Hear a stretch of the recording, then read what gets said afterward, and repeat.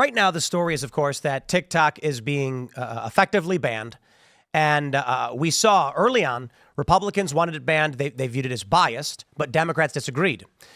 At some point in 2023, Democrats all got on board. And then in early 2024, a bipartisan bill was passed, signed by Joe Biden, forcing TikTok to divest from China.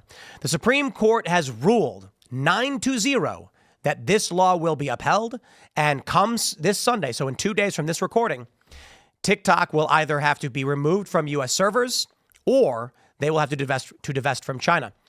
Now, Myron says the principal reason for this, the reason why this got banned, is not because of Chinese threats, but because, or the threat of China and a threat to our data and security, but because of Israeli interests. So I'm curious if you want to elaborate on that and why you think that is. Yeah, I mean, we've been talking about banning TikTok for espionage for years, but it wasn't until the ADL and everyone else started making a stink about, the overwhelming overrepresentation of pro-Palestine posts on TikTok that they actually started making things happen. And now we're kind of seeing the entail of that, where they're getting rid of it, and there's been an enormous amount of lobbying from these organizations that are pro-Zionist to get rid of TikTok. I mean, hell, a bunch of them tried to buy it. They weren't successful. Ian Carroll made a fantastic video about this.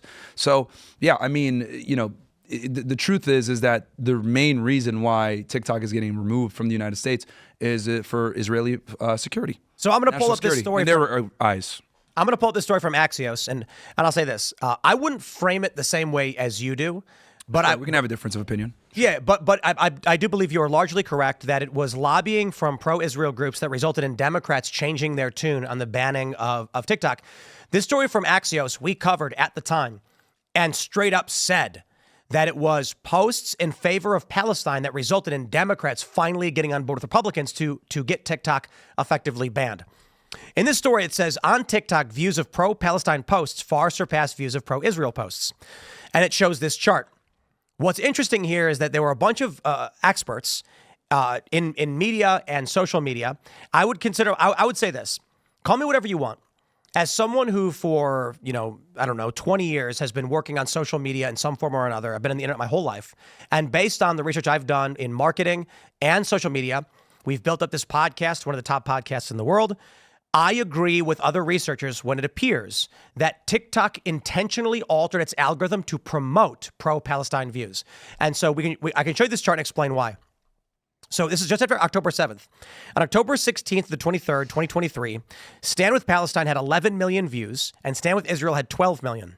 However, there were 123,000 posts Stand With Palestine, and there were only 8,000 posts for Stand With Israel. This means that very few people were engaging with Stand With Palestine content. It was being posted. People were not watching the content.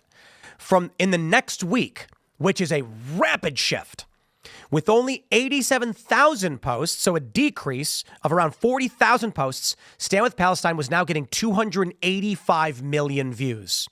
Stand With Israel saw an increase to 64 million views with 9,000 posts. But this is indicative of an intentional change in the algorithm. Now, there's one or two ways to look at it. TikTok's algorithm updates itself once a week, perhaps, I don't know. And based on the amount of posts that came through, TikTok's algorithm automatically adjusted to then show more of this because so much content was being produced. I don't believe that likely. Seems more likely that there was an intentional shift in the algorithm to promote the views some 26 times more than they had already been seen before that. So it does look like there was an intentional promotion of this content. When this happened, lobbying came to D.C. Democrats changed their tunes overnight. This seems to be the reason. Elaad, I'm curious, as someone who is much more pro-Israel, what you think of that. I disagree that Israel is the main factor at play when it comes to the banning of TikTok. I think it's oversimplistic, lacks nuance, and it makes you actually miss a bigger and more interesting story of the interests that are at play here. So, for example, Trump used to be against or was for the TikTok banning initially because he was listening to many China hawks, and he had a bad relationship with a very rich billionaire named Jeffrey Yass, who has a very large investment in ByteDance, and he is of the Club for Growth a group that's been lobbying on TikTok's behalf to keep them together. Trump fixed his relationship with Jeffrey Yass, and he became a large Trump donor, and that's large in part why Trump has flipped on the TikTok issue. I think it also misses the bigger picture of other social media companies stand to benefit so much from TikTok's banning. For example, Meta, obviously, Instagram, Google, Twitter, obviously, benefits a ton from this. And then also TikTok played their hand very poorly. I don't know if you remember initially when the bill came out before October 7th, when all the China hawks were talking about banning TikTok. When you opened up the TikTok app, they actually had your congressman's phone number, and then congresspeople got spammed with phone calls from young teenagers who never voted, complaining about the looming TikTok ban. And I'll tell you one thing, congresspeople do not like being pushed around like that. But here's what I'll say. That's not as salacious, that's not as spicy, that's not as sexy as saying, damn, the Jews did it. You know what I mean? And that's really one of the issues, I think, with spewing this stuff, is that you miss the bigger, more interesting political story, and it's kind of it makes you dumber, I think. But Elaad, spoon food you. I think TikTok should be forced to divest from China for all of the data reasons. So when someone comes to me and says, Tim, it's the Jews, they did it, I'll be like, wow, they're great. Yeah. I'm really happy that they helped us out here because, base. Not only should you be thankful that the Jews got TikTok banned, they also helped get rid of Jamal Bowman, the Jews, and they also helped get rid of Cori Bush. I don't think the Jews get enough credit for all the good, the obvious. Well, maybe they really are our best ally. I don't know. Maybe if you I'll say this. Myron, let me give my take. No, you're good. You're good. I respectfully disagree. I do think that there is growing. You like Jamal Bowman? Yeah, I don't even know who that is, but fire alarm guy. What, when you can blame everything on the Jews, you don't even need to think about these important elections. Yeah, no, I mean, my thing is I don't think that it's manipulated, as you would say. I do think that in general, there's a general disdain for Israel. Whether you want to look at TikTok saying, oh yeah, pro-Palestine posts. Well, if you look on X is overwhelmingly anti-Israel. If you look at YouTube comment section where there's two people. That's not true. Oh, yeah, I don't know. X is not overwhelmingly anti-Israel. If it were, bro, I gotta tell you, every big pro-Israel commentator gets ratioed whenever they show. I gotta pause you there, bro. You're in a bubble. Time. You're in a bubble. That's because of the people that. I mean, Tim's got a point. If that is true, then why isn't Twitter banned? Example. Because the Jews are almighty and powerful. But if it says unpopular and anti-Semitic, as you're saying, Twitter is, then why isn't Twitter getting banned? I didn't say that. I just said that in general on social media platforms, Israel is just not liked. So, whether you look YouTube videos where there's someone debating Zionism versus pro-Palestine stances, the comment section overwhelmingly anti-Israel. Fiercely TikTok, misunderstand the function of social media in that regard. A loud community does not mean majority. Well, I don't know. 10,000 people who post every single time is not the majority. So do you know about the 1% rule? We live in a bubble in the United States. Do you know what the 1% rule is in the United States? A free bubble. Do you know what the 1% rule on the internet is? Yeah, go ahead. 1% of the people make all of the comments. Of course. So it is never correct to say that because I see more comments or more ratios that determines this platform favors this thing. So I can't speak to the entirety of the platform. What I can say is, but it does indicate trends, and it does indicate popular sentiment. But not this. It absolutely does not. So for example, when I post, but it's just literally logically not correct. Just because there's a small group of people who are very loud does not mean it's trending or popular. So for example, if I make a post about Israel, it gets slammed with spam that's anti-Israel. Now, a normal person might be like, wow, people hate Israel, only I'm not an idiot. So what do? On numerous occasions, I have posted a tweet with no text. Literally, we'll just say Israel-Palestine. Guess who wins every single time? Israel. 80% to 20%. Then, the last time I did it, some of these anti-Israel users took the tweet and said, you know what to do, boys, and they all retweeted it like crazy. It's shifted to 70-30. Mm-hmm. I'm not saying that means Israel is more favored on the platform, but I am saying that the squeaky wheel gets the grease, and a loud minority does not mean it is that X is anti-Israel in its majority. Yeah, of course. Fact, but I will say that there's a reason why the ADL is lobbying so strongly and saying anti-Semitism is on the rise and saying all this other stuff. The young people are waking up and realizing that Israel is not our greatest ally. I disagree. I think there's a lot of people with legitimate criticisms of Israel. Mm-hmm. We can see here from NBC News, to go back into the story. I'm not a fan of NBC News, but look, critics renew calls for a TikTok ban, claiming platform has an anti-Israel bias. This is reported widely following October, saying that it's members of Congress, conservative activists, and wealthy tech investors are renewing calls to ban it, arguing that the popular content related to Israel-Hamas war on the app has a pro-Palestinian slant. The concern was that it opposed U.S. military interests. China was trying to sow discord and all that stuff. It opposes Israeli interests, I would say. Well, certainly Israeli interests, but that also is U.S. military interests. Whether you think Israel is directing American foreign policy or the inverse, either way, the U.S. foreign policy is negatively impacted by TikTok, and that matter. I think the phrasing of that matters because it is the U.S. that is banning TikTok. Do you actually do you think that when you say that Israel is directing U.S. foreign policy, do you think that Israel decides what the United States does? Israel absolutely dictates our foreign policy, especially in the Middle East. Especially in the Middle East. You mentioned the Iraq war earlier, right? You said it was a waste of time. It was a bad war, right? Yeah. Why did we go to war in Iraq? Well, for Israel. I believe for Israel. I don't believe that it was for Israel. It was 100% for Israel. I think that it was actually because Saddam Hussein went into Kuwait, and I also believe that that's the reason. But that was like a decade prior. Okay, no, I was talking about the first Desert Storm. The first, Desert Storm, not the second. I'm sorry, Iraqi freedom. You're someone's right. someone's phone is next to their microphone. It's all of our phones. You guys could hear that, It's all of our phones, yeah. right? Was the So now- Kuwait And war I for the actually- Jews too? I'm sorry? Was the Kuwait when we went to war in Kuwait? Was And I don't that think for Israel? Yes. I mean, Okay, so I don't think- most of our conflicts in the Middle East is for the benefit of Israel. We were totally defending disagree. I think Muslims in the Kuwait. I think they're Clean break mostly memo. If we're going to go ahead and look at our foreign policy in the Middle East, it's 100% dictated for Israeli security. totally disagree because I think Sure, that's fine. a lot of the reason that we do have the military actions is because of the Saudis, because we're defending the Saudis, because of the military base that we have in Saudi Arabia and stuff like that, and keeping the Saudi royal family in power because of oil. So I don't think that it's. I mean, I do think that there are times where the U.S. does stuff in conjunction with Israel. I'm not trying to say that we don't, but I don't think that it's always Israel and Israel's telling us what I would to just do. say this.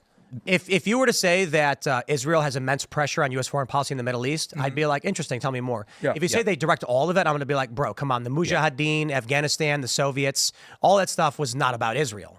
So to be so absolute, I feel hurts your argument. Yeah, well, here's the thing. I'm not saying absolutely, but I'm saying they dictate a significant amount of it. Well, that's why I asked you to clarify earlier. Yeah. Well, we could talk about the Iraq War. That was for Israel. You know what I mean? If you want First one? Well, explain that. Like the first one or the second one?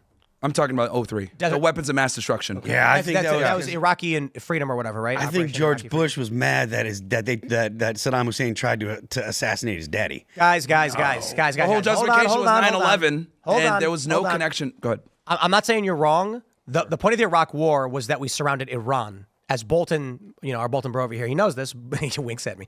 Bolton said, what did he say? It's like in 2018 or whatever. By this time next year, we will be celebrating in Tehran. The U.S. foreign policy has long wanted to put a boot on Iran. Yeah. So, who wrote the foreign policy? For taking out Iran? Dual citizen neocons. Like who? Yeah. Wolfowitz, the Pearls, the Fifes. The Wolfowitz. All dual citizen. Israeli Wolfowitz has neocons. Israeli citizenship. He doesn't have Wolfowitz. Okay, maybe one doesn't have Israeli citizenship. So no, let's be specific. Yeah. Who are you saying are the Israeli citizens? Those guys, a bunch of them have dual citizenship. Can we name them? Because I want to be specific. Wolfowitz doesn't. We're talking about Pearl, Fife, if their Bill full Crystal, name's etc. So we could put. The point is that we have individuals that have a Wolfowitz is not. Yeah, and I don't. Bill the point Crystal is not an Israeli. Remember when they called have- Luke we Rudkowski have- a Jew? Yeah, Like they made a chart of all the media. not only personalities? Jewish though, but Israeli citizens, and these aren't Israeli citizens. The point is that they went ahead, and whether we're going to talk about the clean break memo, we're going to talk about foreign policy, etc. We have guys that are vastly interested in the security of Israel. That are government employees that have a dual loyalty. I know that's a dirty word nowadays, but that is the truth. But no, when you say I think the argument here is that there's no logical basis not to argue the inverse. That the U.S. utilizes Israel as a partner in the Middle East for U.S. strategic interests, and so that's We would have no beef in the Middle East if not for Israel. That's not true. The Soviets, We would not have- the Soviets we in would not- Afghanistan, disagree with China, that. and lithium in Afghanistan. I mean, come on, disagree bro. with that too. Well, hold on. With Soviets, that's a whole other situation. We armed the Mujahideen and Osama bin Laden and Why? aka Al Qaeda. To fight the Russians. But when So in the Middle East, when we armed the Mujahideen, Yes. and American imperialism And they won. radicalized, And they won. and radicalized a bunch of them to become Al Qaeda. why did they radicalize?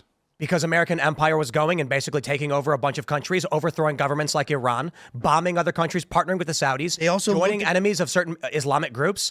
The United States was interfering in the Middle East to go to war with On other behalf countries. of whom? The United States. Israel. States. Israel. No, because We did not arm the It is- Mujahideen for Israel. The Soviets were trying to take Afghanistan. Yes, Israel and then they helped won. arm the and then they won. Mujahideen. And then they won. They beat him off. That's exactly Osama bin Laden. Poor choice led of it. words. They won. Yeah, that was a bad choice of words. They knocked him out. They got him out of there, right? And then what ends up happening, where Osama bin Laden, right, has a beef with Saddam trying to fight with Saudi Arabia. He's like, hey, these guys, we need to go in and fight. And then America says, no, we're going to protect them, etc. And it's all over oil. It's all. Go ahead. Sorry, continue. No. What do you wanna say? Well, I was just going to say, I don't want to interrupt you. I was just No, putting we're- my hand up to make a what were point you when you were gonna done. I think the issue largely comes down to, of course, the United States and Israel are intertwined in military action in the Middle East. The U.S. has its interests, Israel has its interests, and they cooperate largely. Of course. What we end up then hearing from certain groups of people is that Israel is directing it. When it's like, I don't know, I mean, like the U.S. probably meets with Israel and says, here are the objectives we want, and then they work as a team. It is the foundation of many of the reasons why the Middle East hates us. Is our but support of that is Israel? true. That is true. It is a huge 100%. reason. If you look at every single terrorist correct. that's attacked the United States, whether Yes, it's Osama if bin you- Laden to the Zolkar Wait, brothers, wait. every single time, our support of Israel is one of the chief reasons why they attack us. That is 100% correct. And bin Laden wrote about it. Yeah, Other letter to countries America. have stated it strongly. The conflict with Hamas, Iran's interests, they do not like that the U.S. provides weapons support, et cetera, to Israel. Yeah. It doesn't mean Israel controls the U.S. I mean, that's a debatable thing. I mean, That's the debate we're having. yeah, but but I'm saying that they absolutely, because we don't get any benefit from being over there. We really don't. What strategic benefit? Wait, does the United States get? wait. What strategic benefit does the United States get? I would say this. None. I agree with you for a different reason. The United States, what benefit do we get from Ukraine or from Sudan or from Taiwan? I agree. Right. There's So none. for a different reason, I'm like, the U.S. isn't benefiting from these foreign entanglements in these ways. Yeah, we don't.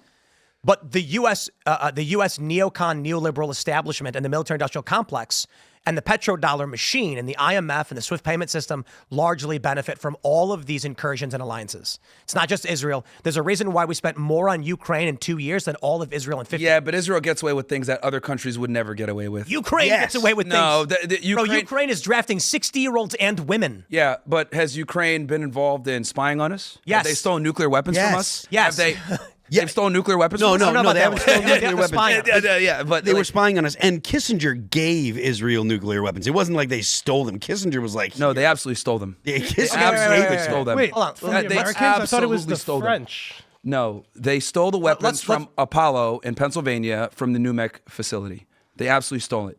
Smuggled them through South America, destined for So, Palestine. We'll go right. back So there. I would have the to see a challenge story with about that is That's that not what I understand. They stole the uranium. and so here's the So challenge. uranium or nuclear weapons? The uranium that they used to Okay. eventually All right. create the All right. nuclear Okay. weapons. Okay. And they should be getting aid now because of Jimmy So Carter. that's not impossible to Carter. prove.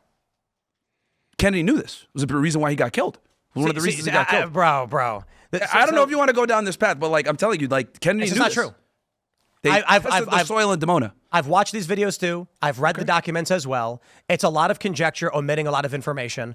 So so here's the issue I take with the Israel controls everything. It's like, I'm not saying everything.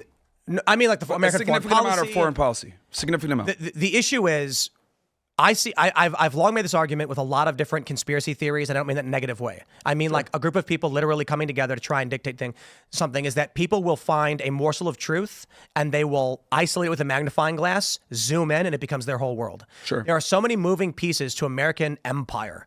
So that's why I bring up Ukraine. So the issue with like foreign policy, Israel, Kennedy, and all these things, Yeah. and I will just say this. It is silly to say that Israel is the reason Kennedy got killed. It's a component. I agree with you. That's very lazy because there was a bunch of people that wanted Kennedy gone. The mafia, the CIA, did. And the Zionists CIA wanted him probably gone. did it. They absolutely wanted him gone. So I never sit there and say it's just them. No, I can And then explain there's- systematically why and- they wanted right, him and gone. then you get- but no one talks about the Zionist connection with the JFK And then assassination. what ever. was the organization? There was like AZN, and then there was APAC, and then people Yes. people take one piece and zoom it in. Yeah. And that's wrong. There were so many components to this. But I will so say that's that why it's impossible to have a real They argument. absolutely. Well, here's the thing. They found in the soil. They tested the soil. It came back. Who was as- they though? The CIA. They went over and they tested the Mona, right? Yeah, I know. They went back and tested the soil, and they found that there's uranium in there. Back then, the only country that was making uranium of that enrichment was the United States from that Apollo facility. That's how Kenny knew that they had stolen the uranium from us. We were the only ones that made it. The reason why I And he bring was putting up pressure on Ben Gurion to have nuclear inspections. That's why he resigned, actually, as a matter of fact. So it's been well documented that they stole the nuclear weapon from us and the materials to do so.